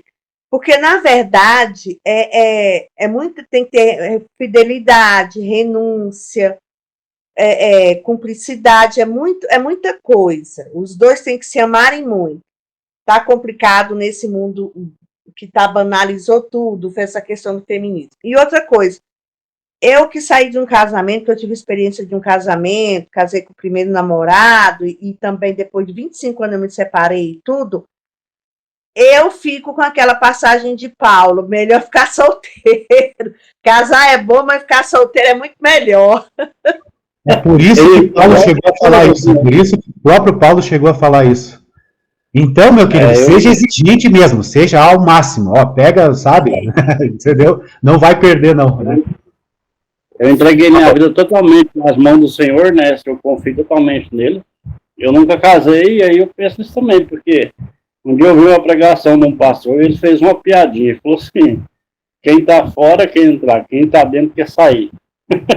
E aí tem esse jogo do maligno também, de colocar casal do mesmo gênero, homem com homem, mulher com mulher, isso aí é maligno, isso não é de Deus, né? Mas Deus tem no meio dele o conhecimento, né? Tá bom, vamos voltar aqui que eu quero terminar o assunto hoje, senão não vamos terminar. Próxima semana a gente volta. Nós estamos na quinta-feira, né? Vai ter na terça-feira. Tá bom, obrigado, irmãos, pela participação. É assim que tem que ser uma aula. Eu e os meus alunos, eu saio lá do quadro, sento no meio das carteiras, eu falo assim, vou ensinar vocês a fazer pergunta para o professor. Eu vou ensinar vocês a encostar o professor na parede. Aí eu começo a lascar a pergunta que eles poderiam ter feito para mim e não fizeram. Porque quando você, o professor encostado na parede, ele se motiva a fazer uma aula cada vez melhor. Porque uma coisa passiva, né, velório, né, todo mundo olhando para o morto ali, o professor parece que está morto, na frente todo mundo fica fora olhando para o professor.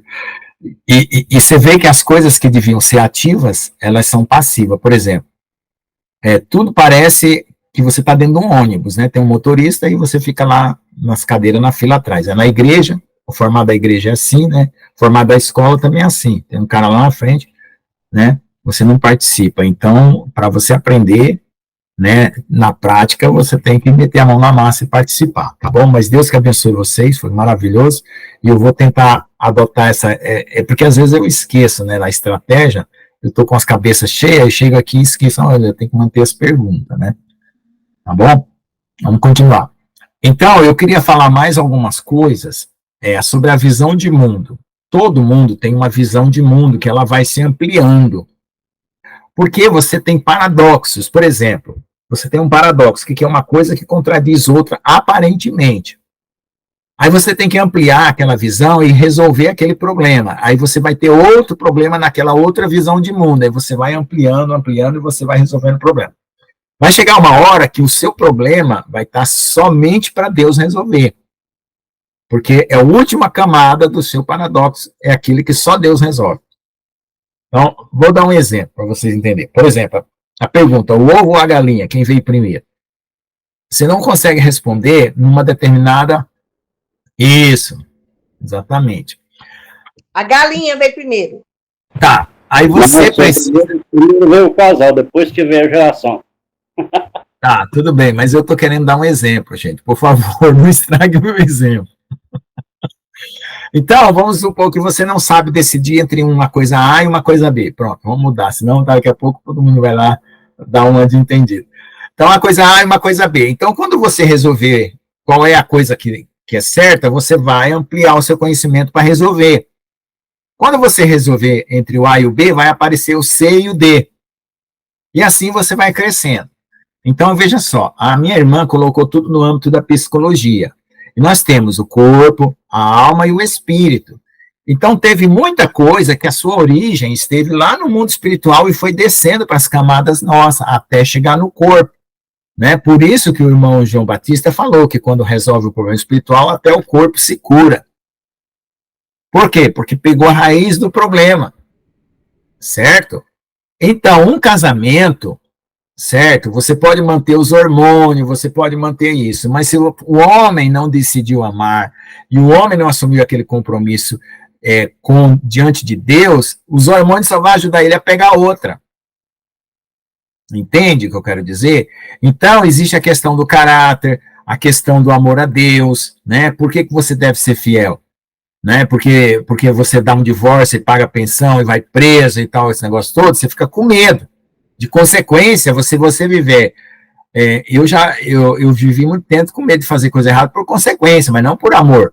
Então, você tem que aprender a fazer as coisas por amor a Deus, que eu aprendi com o pastor João. Um dia, ele estava falando aqui na live, que ele falou assim, eu não vou trair porque eu amo ao Senhor, não vou desagradar ele. E eu estava pensando, eu falei, nossa, eu estava usando o critério errado, né? Eu falei assim, eu não vou trair porque dá mau problema.